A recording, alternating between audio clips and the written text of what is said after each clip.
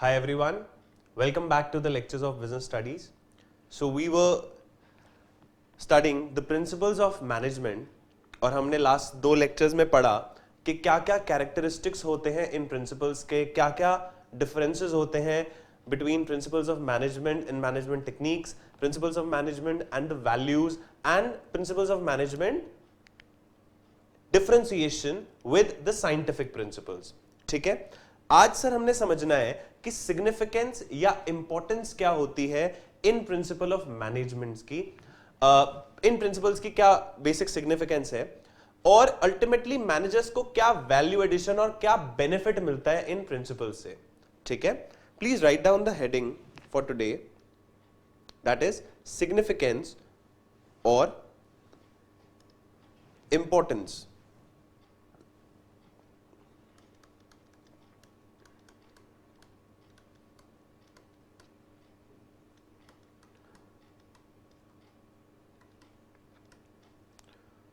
of principles of management.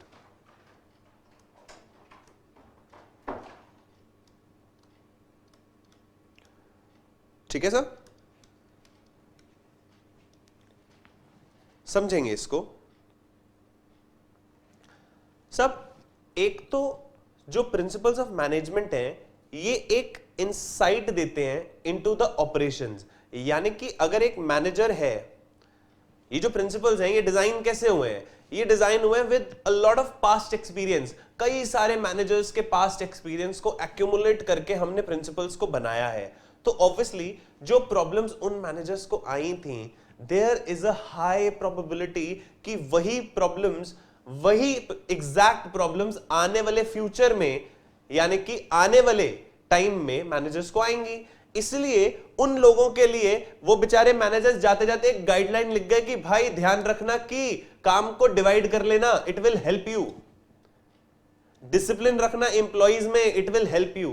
तो वो एक प्रिंसिपल्स डिजाइन करके चले गए so that this can be followed by the other managers in the future. ठीक है, लिखेंगे इसके बारे में.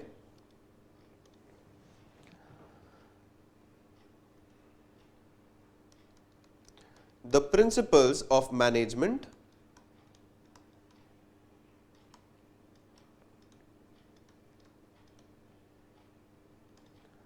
provide useful insights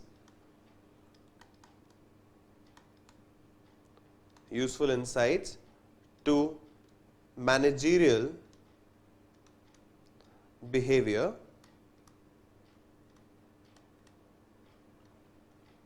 and influence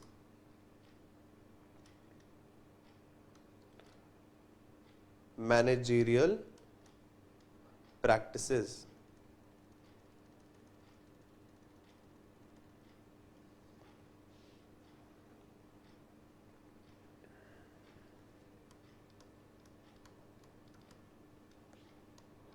Written.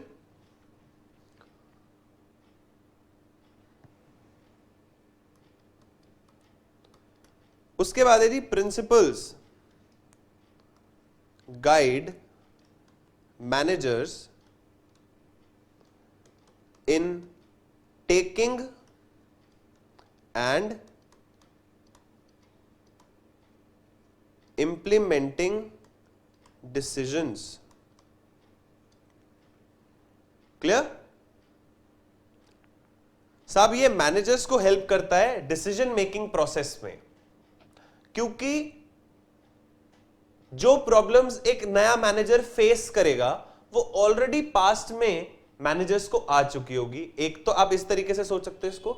दूसरा, वही मैनेजर क्योंकि काफी सालों से एक ही तरीके का काम कर रहा है तो उसके एक्सपीरियंस ने उसको सिखा दिया होगा कि साहब ये प्रॉब्लम्स आ सकती हैं और उनके ये पॉसिबल फ्यूचर सॉल्यूशंस हो सकते हैं.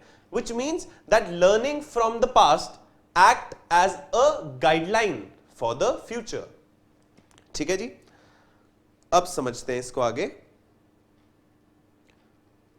Significance.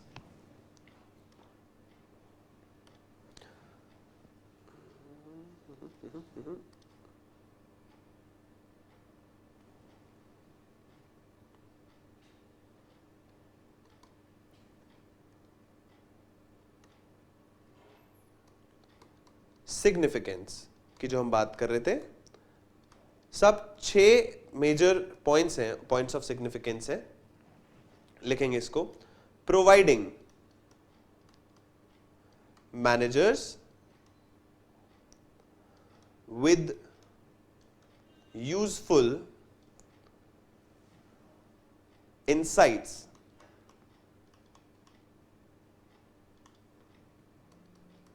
into reality. 1, 2.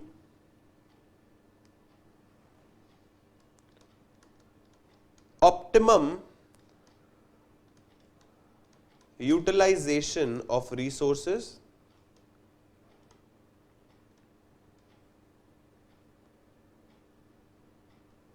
and effective administration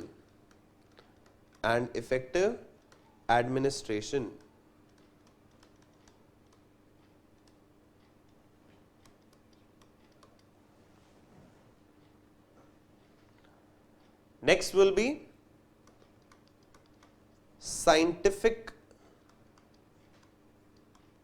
decision.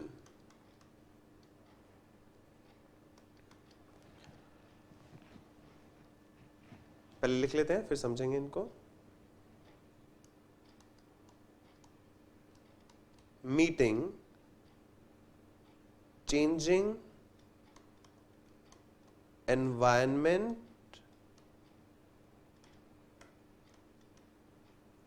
requirements.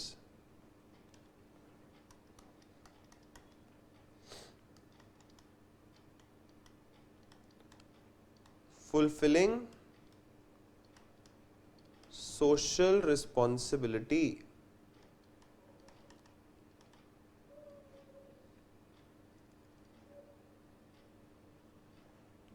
And the last,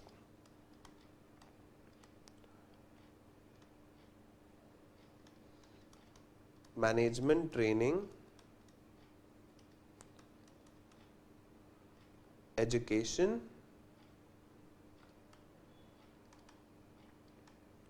and research.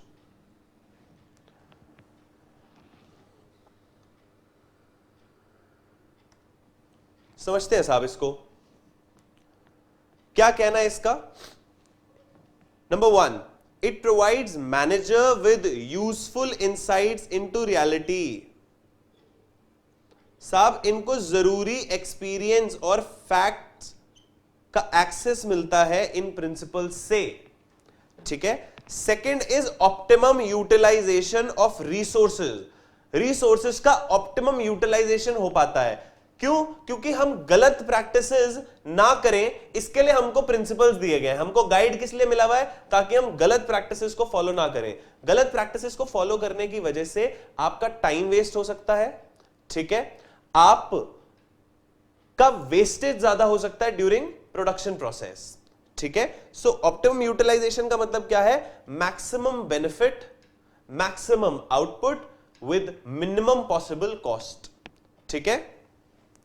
Next is scientific decision. साहब ये जो डिसीजन होता है ये बहुत ही साइंटिफिक बेसिस पर होता है, यानी कि मैनेजर्स जो डिसीजंस लेते हैं वो बहुत ही साइंटिफिक अप्रोच को फॉलो करते हैं। For example F.W. टेलर, आप आगे पढ़ेंगे, F.W. टेलर ने एक मोशन स्टडी दी, उन्होंने एक मोशन स्टडी करी। उन्होंने कहा कि आपको एज अ मैनेजर ये ध्यान देना है कि आपका वर्कर जो आपकी लेबर है उसकी डेली मूवमेंट कितनी है। फॉर एग्जाम्पल अगर वो प्रोडक्ट इस टेबल पर बैठकर बनाता है, एक टेबल पर बैठकर वो एक प्रोडक्ट को मैन्युफैक्चर करता है वो वर्कर, ठीक है, और उसका जो रॉ मटेरियल है वो गोडाउन में पड़ा होता है, एंड उसको हर एक यूनिट मैन्युफैक्चर करने से पहले उसको गोडाउन में जाना पड़ता है और रॉ मटेरियल लेके आना पड़ता है, ठीक है।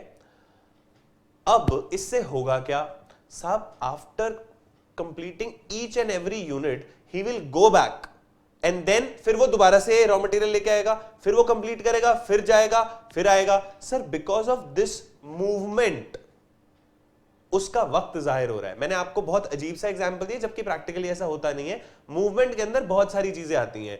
अगर उसको बार बार एक रॉ मटेरियल उठाने के लिए अगर उसको 20 मीटर दूर भी जाना पड़ रहा है, तो वो भी उसको नहीं जाना, वो भी उसको जरूरत नहीं होनी चाहिए। अगर उसके पास वो एक्सेसिबल है, उसके पास में ही है, तो उसका वो मूवमेंट बच जाता है। अगर वो मूवमेंट सेव हो जाता है तो उतना टाइम सेव हो जाता है। जैसे ही टाइम सेव होता है, मेरी कॉस्ट उतने की उतनी रहती है, लेकिन मेरा आउटपुट बढ़ जाता है। साहब, जो एम्प्लॉय 8 घंटे में ऑलरेडी 10 यूनिट बनाता था, अब वो 12 यूनिट बना पा रहा है उसी 8 घंटे में, तो मेरी कॉस्ट उतने की उतनी है, क्योंकि मैं लेबर को तो पैसे उतने ही दे रहा हूं, लेकिन मेरा आउटपुट इंक्रीज हो गया, which means optimum utilization of resources, ज्यादा से ज्यादा output with minimum possible cost.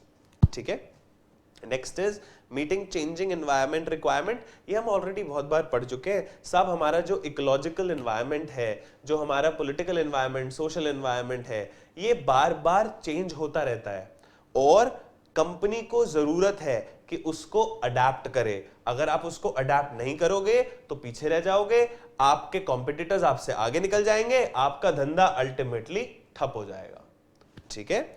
Fifth, fulfilling social responsibility. साहब, सोशल रिस्पॉन्सिबिलिटी, बहुत साल पहले ऐसा कहा जाता था कि दान पुण्य का आपके पर्सनल बिजनेस से कोई लेना देना नहीं है, यानी कि कंपनी सोशली कितनी रिस्पॉन्सिबल है इससे उसके बिजनेस प्रॉफिटेबिलिटी पे असर नहीं पड़ता। लेकिन आज वो बात नहीं है। लोग बहुत ज्यादा अवेयर हैं और इन चीजों को लेकर बहुत ज्यादा सेंसिटिव हैं। आप सोशली कितने रिस्पॉन्सिबल हैं इस पर डिपेंड करता है कि आपकी कंपनी का अल्टीमेट प्रॉफिटेबिलिटी कैसे जाएगी। फॉर एग्जाम्पल, सब सलमान खान जो है वो सोशली बहुत ज्यादा रिस्पॉन्सिबल हैं बिकॉज ऑफ बीइंग ह्यूमन। तो आप मानो या ना मानो, ठीक है, बिकॉज अगर आप उनके फैन हैं तो हो सकता है आप बायस होकर उनके बारे में सोचें, लेकिन साहब उस सोशल सर्विस का उनको फैन फॉलोइंग के रूप में बेनिफिट तो जरूर मिलता होगा कि लोग कहते होंगे कि हां देखो कितना अच्छा आदमी है, इतना सोशल वर्क करता है। ठीक है। तो अल्टीमेटली उनको बेनिफिट तो है, उनको मॉनेटरी बेनिफिट भले ना होता हो, लेकिन लोग उनसे और ज्यादा प्यार करते हैं because of his social responsibility work, जितना वो सोशल वर्क करते हैं। ठीक है। आगे बढ़ते हैं जी। Management training, education and research. साहब, जो मैनेजमेंट ट्रेनिंग है, यानी कि अगर एक ऑर्गेनाइजेशन है तो वो ऑर्गेनाइजेशन अपने एम्प्लॉइज को ट्रेनिंग देती है। साहब, ट्रेनिंग में क्या सिखाती होगी? यही प्रिंसिपल्स तो सिखाती है कि आपको इन मैनेजमेंट प्रिंसिपल्स को फॉलो करना है to achieve the organizational goals. ना कि सिर्फ इतना। साहब, अगर आप आगे जाकर बीबीए करने जाते हैं, एमबीए करने जाते हैं, तो उसमें भी कोर्स कंटेंट में क्या पढ़ाया जाएगा? यही प्रिंसिपल्स पढ़ाए जाएंगे। इसका मतलब इसकी इंपॉर्टेंस क्या है? साहब, ये भले बनाए कई साल पहले गए हों, लेकिन ये आज तक पढ़ाए जाते हैं। आपको भी तो मैं पढ़ा रहा हूं। ठीक है जी। Management training, education and research. साहब, एक एक करके इनको लिखना शुरू करते हैं। ठीक है। Please write down. Providing managers with useful insight into reality.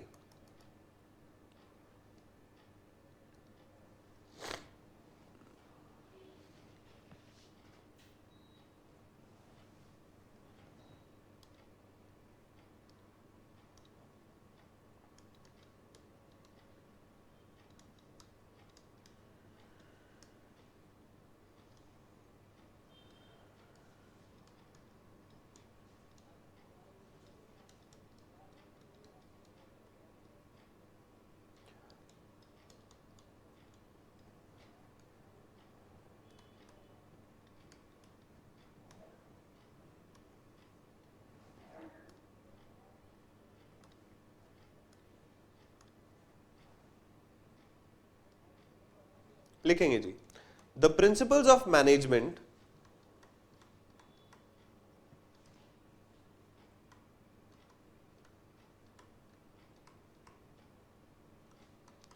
improve knowledge, ability and understanding of managers.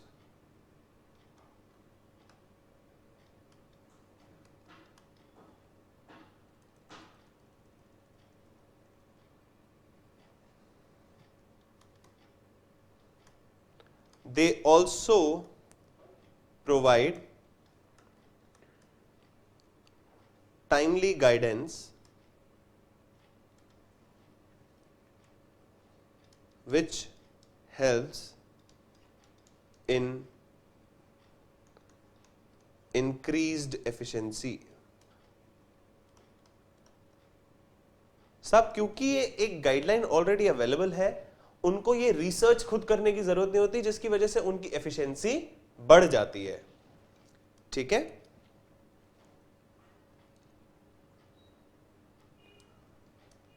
Principles enable managers to learn from past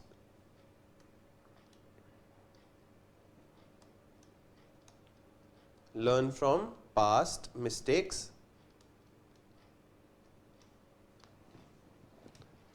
and to save time by solving recurring problems quickly। साहब अगर एक चीज, एक situation मैंने solve कर ली थी आज से 8 महीने पहले और अब जाके वो दोबारा वैसी सिचुएशन है, तो क्या आपको लगता है कि इस बार मैं उस पर्टिकुलर प्रॉब्लम को जल्दी सॉल्व कर पाऊंगा? Because I have already solved it in future. हम ऑलरेडी इस तरीके का काम कर चुके हैं। बट ध्यान रखें, जो हमने पहले बात करी थी, प्रिंसिपल सेम सिचुएशन पे एग्जैक्टली ब्लाइंडली अप्लाई नहीं करने हैं। ठीक है, इसका मतलब ये नहीं कि सॉल्यूशन एग्जैक्टली वही होगा जो पिछला था, लेकिन क्योंकि सिचुएशन एक जैसी थी तो वक्त तो थोड़ा बहुत जरूर बचेगा वाइल डिसीजन मेकिंग। ठीक है, D and the last, learnings of the past becomes guidelines for the future. Learnings of past becomes guidelines for future.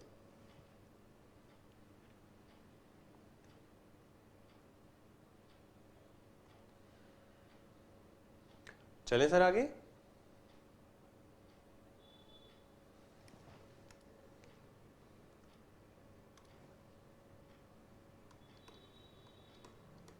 Optimum utilization of resources and effective administration.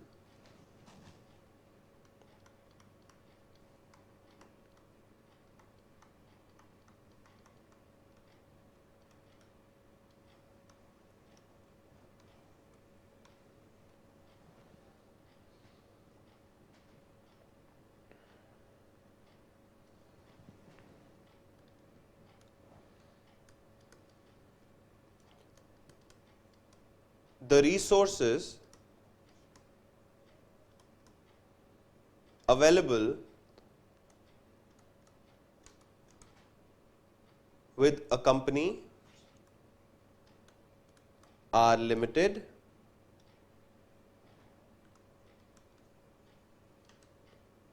and they are required to be put to an optimum use.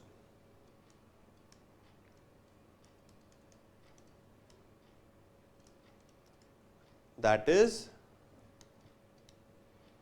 maximum benefit or output with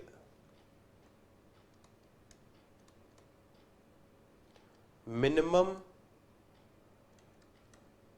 possible cost.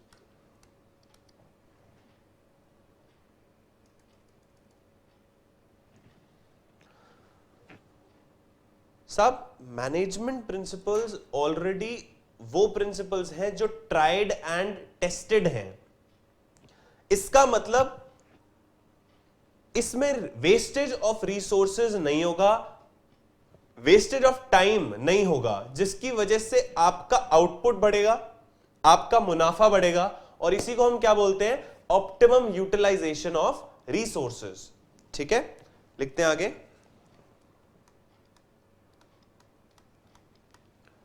Principles facilitate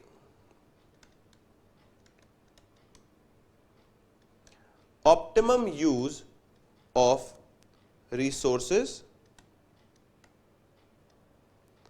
by coordinating the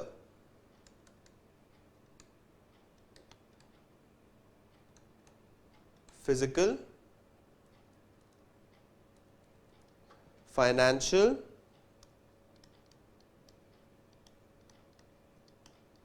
and human resources।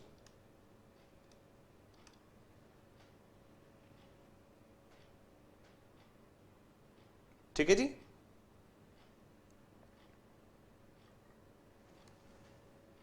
Next क्या है साहब, scientific decisions. हमने motion study की बात करी थी sir इसमें।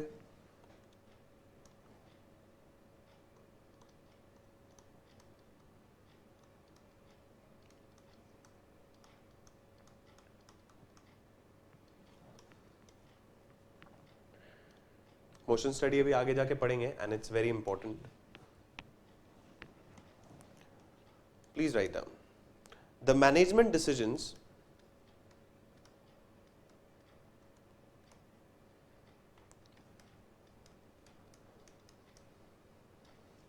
must be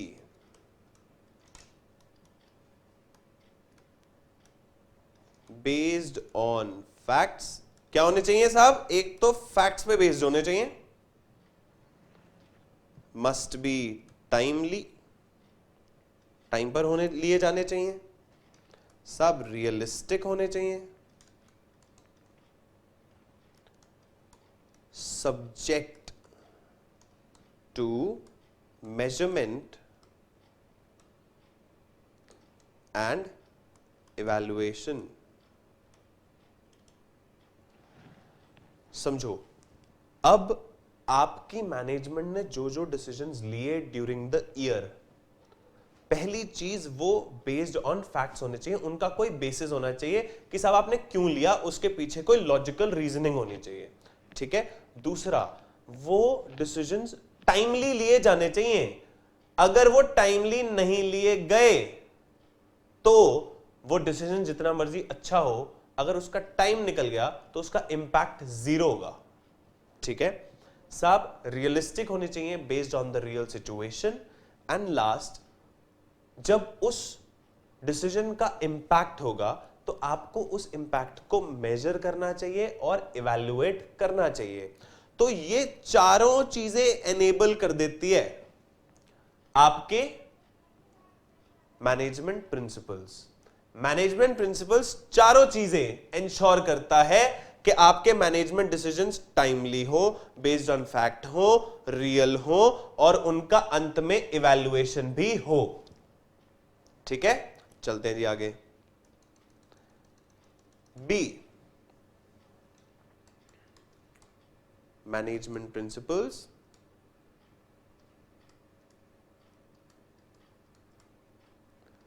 help in thoughtful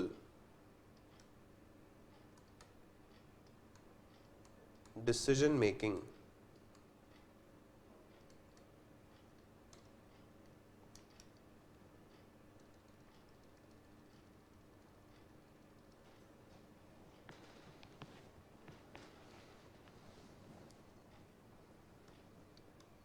Decisions based on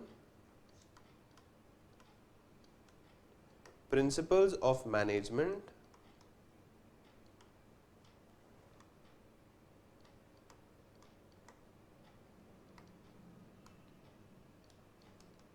tend to be more realistic and free from bias and prejudice। साहब मैनेजमेंट प्रिंसिपल्स जो होते हैं उसमें बायस नहीं होती, ठीक है, और एक बहुत जरूरी है उसमें इक्वालिटी, यानी कि आपको सारे वर्कर्स के साथ सेम बर्ताव करना है, किसी के साथ डिस्क्रिमिनेट नहीं करना, किसी को फायदा, अनड्यू इन्फ्लुएंस या अनड्यू एडवांटेज नहीं देना, ऐसा फायदा जिसका वो अधिकार नहीं है वो नहीं देना, ठीक है, इसी को तो हम बायस बोलते हैं, ठीक है। चलेंगे जी आगे। They are based on objective assessment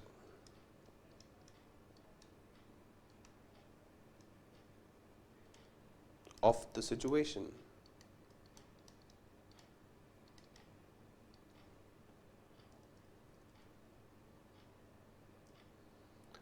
They are based on the objective assessment of situation.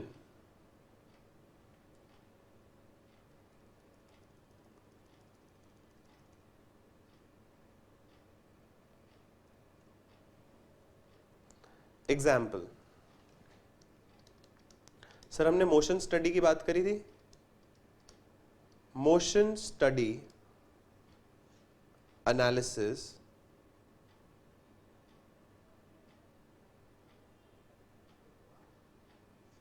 motion study analyzes employee movements,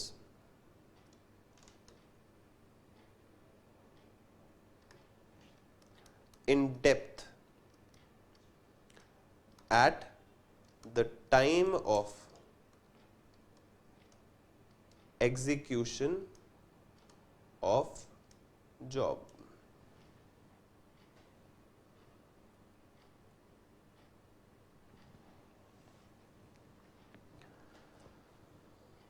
ठीक है साहब, ये हमने डिस्कस करा ही था कि मोशन स्टडी क्या करता है, it helps you to identify those movements which are redundant in nature and should be removed from the operation. उससे क्या होगा साहब, वक्त बचेगा, ऑप्टिमम यूटिलाइजेशन ऑफ रिसोर्सेज भी होगा। तो ये सब कुछ क्या है सर, साइंटिफिक डिसीजंस है, ठीक है। चलेंगे आगे। फोर्थ,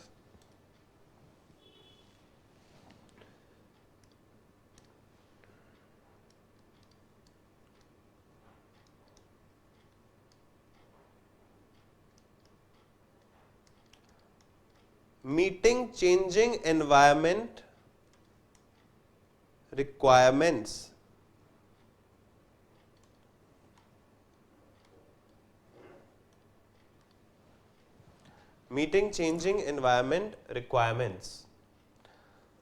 सब ये हम पढ़ चुके हैं, ठीक है, कि आपका डायनामिक ऑर्गेनाइजेशन बनाने की जरूरत है। आपके मैनेजर्स डायनामिक होने चाहिए। डायनामिक मतलब आउटसाइड एनवायरनमेंट को अडेप्ट कर पाए आपकी ऑर्गेनाइजेशन, ऐसे होने चाहिए आपके मैनेजरियल डिसीजंस, ठीक है। लिखते हैं साहब इसको, ये हम ऑलरेडी बहुत बार डिस्कस कर चुके हैं, तो कुछ अलग नहीं लिखने वाले हम इसमें। अडेप्टेशन की ही बात करेंगे कि जो भी चेंजेस आपके आउटसाइड एनवायरनमेंट में हो रहे हैं, your management should be able to adapt to it, ठीक है। In order to survive and grow,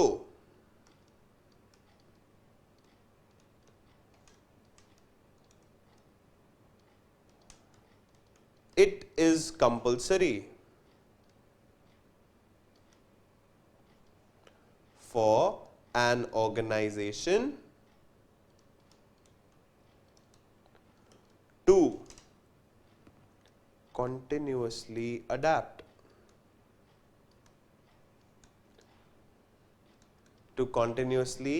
adapt itself as per the changing business environment.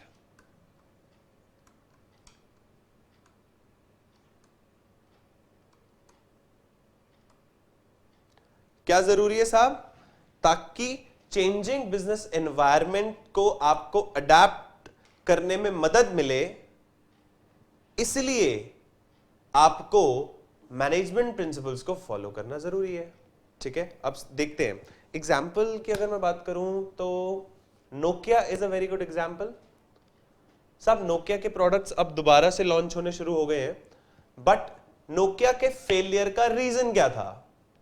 Nokia के फेलियर का रीजन था एंड्रॉयड ऑपरेटिंग सिस्टम। सब एंड्रॉयड ऑपरेटिंग सिस्टम को embrace नहीं किया Nokia company ने। That was the biggest failure in the tenure of Nokia. So Nokia का last भी अगर मेरे को याद है जो फोन्स आए थे those were Windows phone, and फिर अल्टीमेटली उनका चार्म लूज हो गया because people were more into Android. तो साहब एंड्रॉयड है क्या? Android is nothing but an operating system, वो ऑपरेटिंग सिस्टम जिसमें आपका फोन चलता है। एप्पल का अपना अपना उनका सेपरेट ओएस है, ऑपरेटिंग सिस्टम है। नोकिया एंड्रॉयड फोन्स बनाने में इंटरेस्टेड नहीं था, उनको लगा शायद ये इतनी बड़ी मार्केट नहीं होगी, so they rejected the proposal of getting into this market. But आज एंड्रॉयड मार्केट अपने आप में टेलीकम्युनिकेशन मार्केट को कंपीट कर सकती है, इतनी बड़ी मार्केट हो चुकी है आज की डेट में, because all the application, all the gaming industry are everything is on Android now, right? चलते हैं साहब। तो ये बहुत बड़ा एग्जाम्पल है कि कंपनीज पूरी की पूरी फेल हो जाती हैं अगर आप अपने चेंजिंग बिजनेस एनवायरनमेंट को समझ नहीं पा रहे हो और उसको अडैप्ट नहीं कर पा रहे हो। ठीक है, पढ़ते हैं जी। Although principles are general guidelines,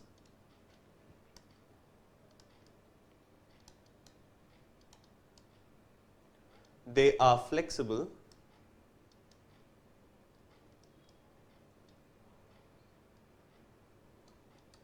and can be modified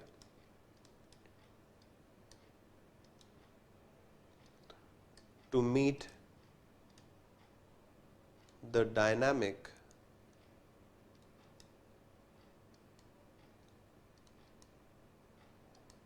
business environment.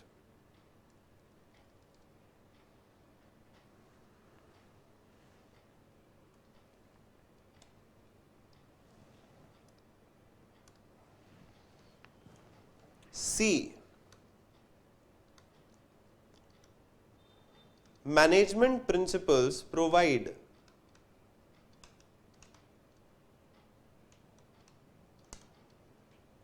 a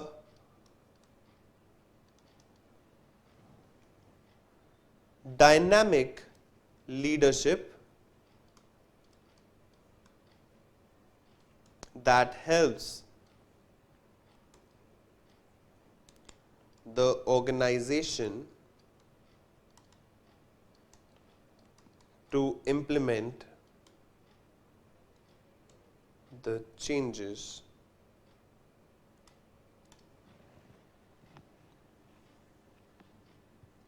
in the environment। लिख लेते हैं आगे, in the environment।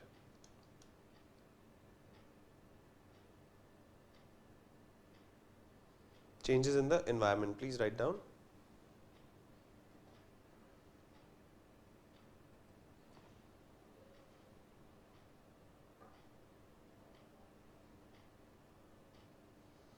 ठीक है जी, इसके आगे चलेंगे। fulfilling social responsibility,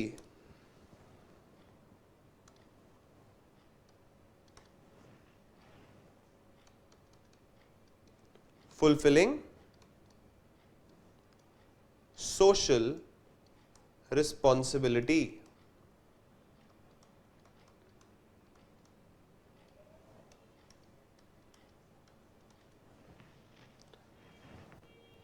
समझते हैं साहब इसके बारे में? सोशल रिस्पॉन्सिबिलिटी की हमने बात करी थी कि अगर एक ऑर्गेनाइजेशन सोशली रिस्पॉन्सिबल नहीं है तो अल्टीमेटली उसको मुनाफा होना भी बंद हो जाएगा, क्योंकि लोग आज की डेट में बहुत ज्यादा सेंसिटिव हैं इन सिचुएशंस को लेकर।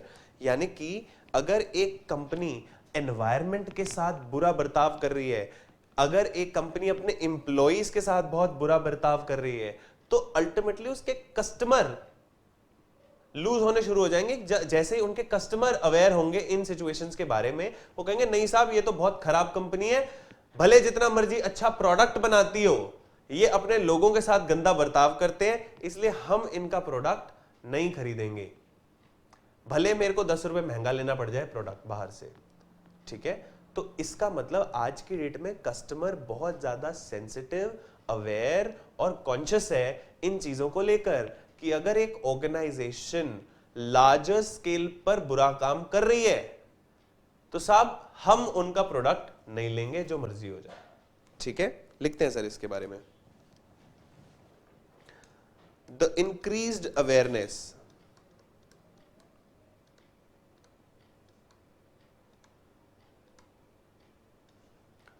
of the public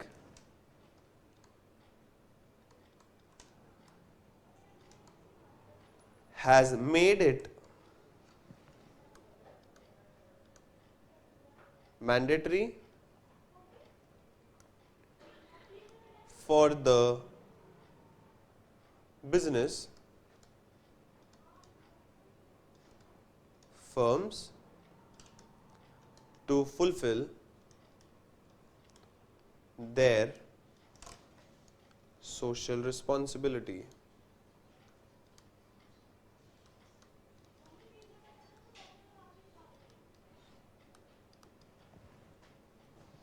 ठीक है जी। Principles of management not only help in achieving organizational goals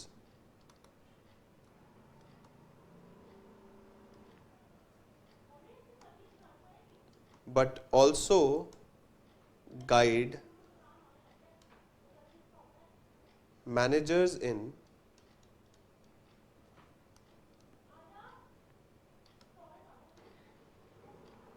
performing social responsibilities.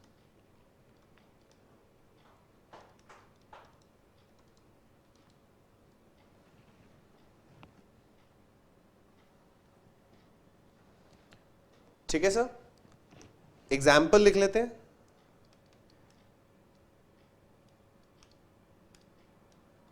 Equity यानी कि आपको अपने सारे के सारे एम्प्लॉइज को इक्वली ट्रीट करना चाहिए, एक जैसा फेयर ट्रीटमेंट देना चाहिए। Fair treatment to all workers.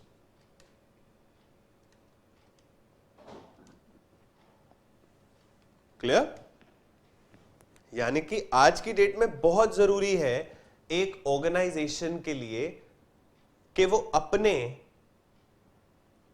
Employees का ध्यान रखे, अपने स्टेक होल्डर्स का ध्यान रखे, अपने आसपास के एनवायरनमेंट का ध्यान रखे, क्योंकि अगर वो ऐसा नहीं कर रही तो लार्जर स्केल पर आपके कस्टमर आपसे डिससैटिस्फाइड रहेंगे because you are not socially responsible. ठीक है, so this is required.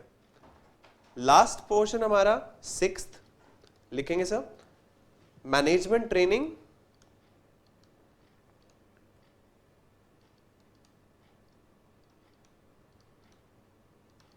Education and research.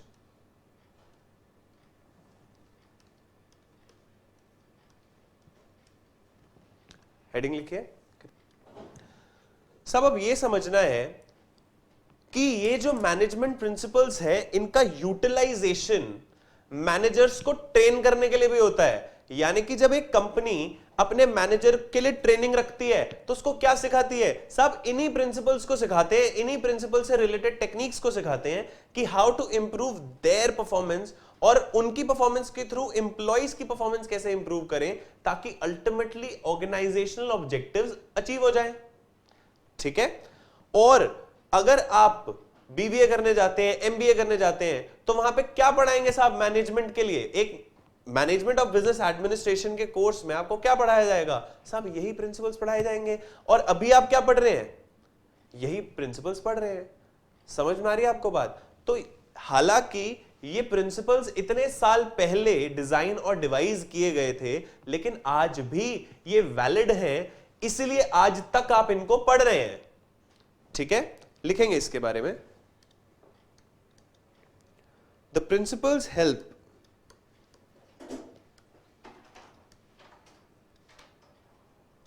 to increase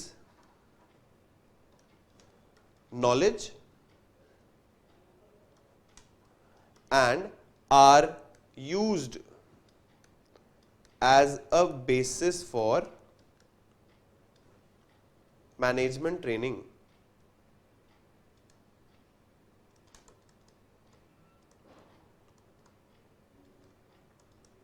education and research.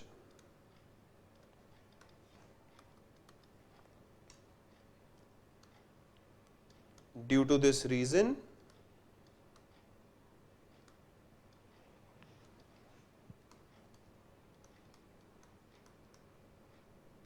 principles have also been included in graduate and postgraduate courses.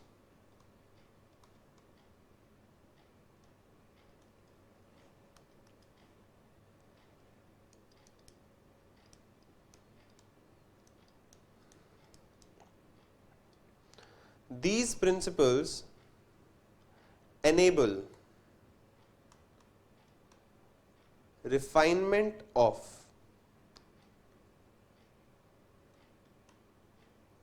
management practices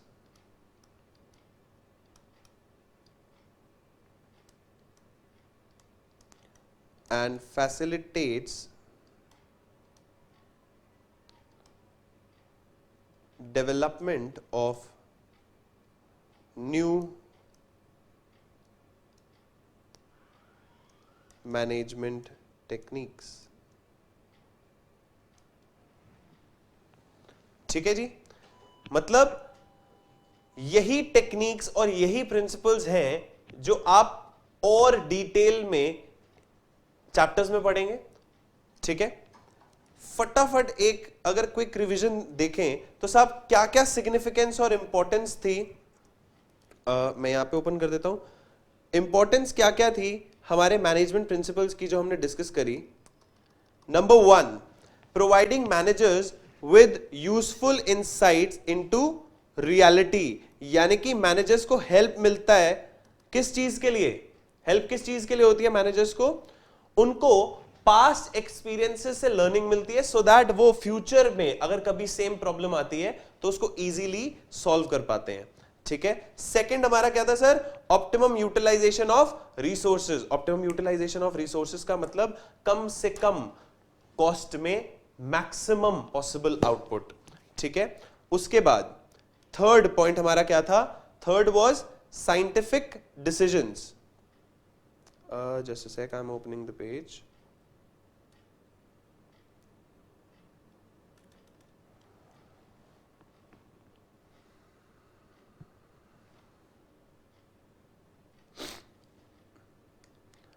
third था हमारा scientific decision. Scientific decision में क्या होता है sir? कि managers decision लेते हैं basis facts and the respective principles.